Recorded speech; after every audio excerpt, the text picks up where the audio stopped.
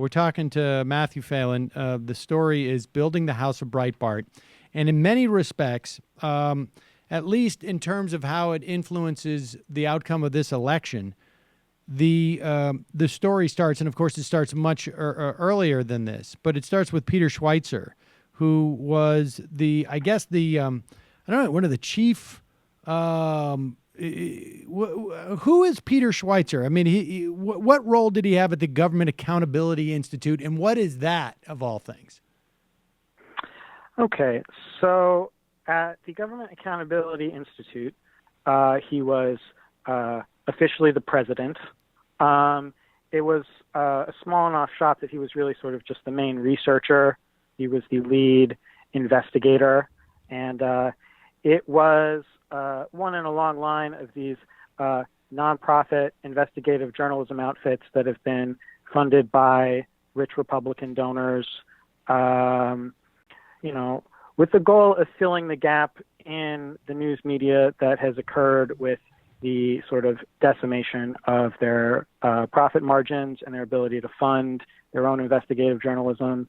So I would say, beginning with the Franklin Center for Government and Public Integrity back around the Tea Party era in 2009 and 2010, these groups have cropped up to do investigative journalism of a very slanted and incomplete sort to, move the conversation in the news.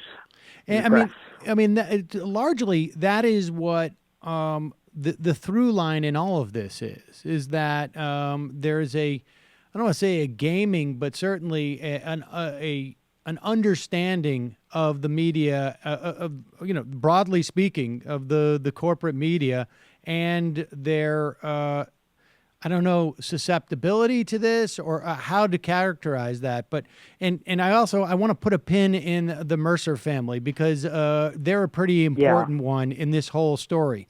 So, all right. So this Clinton cash, it's written by Schweitzer. It ends up being, they get in this this relationship with the New York Times, where the New York Times sort of publishes it in a serial manner. Is that what they did? And this was only about a year and a half ago, right? They took an approach, I think, similar to how they partnered with WikiLeaks at one time. This kind of smug arm's length thing where they're like, we'll see what you got, and we'll do some additional reporting ourselves. And they produced a front page story about the Clinton Foundation's role and Secretary Clinton's role in helping this Russian nuclear agency buy a Canadian uranium mining company, Uranium One. And the issue with that story, much like a lot of things in Clinton Cash, is that they did the first part of a muckraking investigative report where they find things that look suspicious, and then did not do the follow-through of double-checking and triple-checking to make sure it was suspicious. So in a handful of these cases, in a handful of the allegations of Clinton Foundation pay-to-play, influence peddling, they sort of fell apart upon closer scrutiny. Which, of course, very few people did, including the FBI, which apparently at least was leaked to us in the weeks before the election, that the FBI had started an investigation based upon what was written explicitly in Clinton Cash. Right. And the New York FBI offices, especially, from what I understand. And I don't want folks to get the wrong impression here. I'm not saying that this is what led to the electoral outcome. Who knows what swayed those, 80,000 votes that were the difference in those three states over the course. But clearly there was an agenda here, right? Honestly, yeah. There is an ongoing agenda here. So let's go back and remind people about Breitbart. And let's take the story from where and when he got that money. There was $10 million that came into Breitbart in 2011. And I remember this because I was giving him a lot of crap about it on Twitter as we were going back and forth. because they had to file, and it wasn't clear where it came from. And at the time, what was really stunning about it is that Breitbart had been around for a while, and I think my once a week YouTube's on videos on YouTube was bringing in more cash.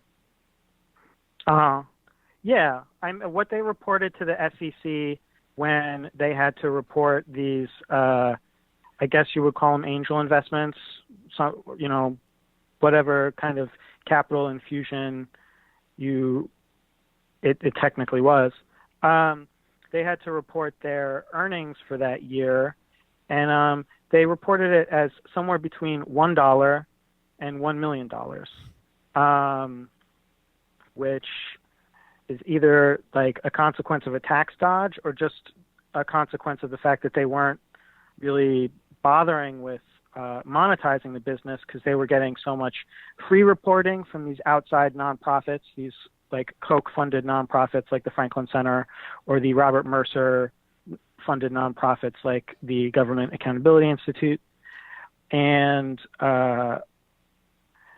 had a steady stream of cash from these sorts of outside investors who are essentially like Republican donors.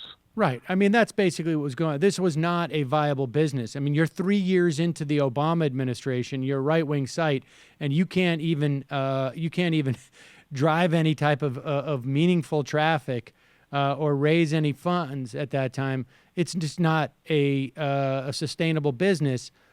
But it has value, and I wish there was more of this on the left, frankly, to ideologues to pour money into it. So once that, so take us through Breitbart and Bannon. Well, I guess I'll start with like their relationship individually. When they met, Bannon had been a former Navy man, a former Goldman Sachs investment banker, and had started a sort of private practice doing investment banking around Hollywood. He had made a lot of money by selling Castle Rock to Ted Turner and getting paid in the form of sitcom royalties that included Seinfeld. And during that period, Bannon started using that money to make conservative documentaries. He started following Sarah Palin around to make something called The Undefeated. And that was a period when Andrew Breitbart and Bannon sort of entered each other's orbits at screenings for these kinds of documentary films. And he was a natural to start working with the site because he was Hollywood based. He was independently financed. He could produce media for the organization, and had similar Hollywood connections. Like Andrew Breitbart was more or less born and raised in Brentwood, and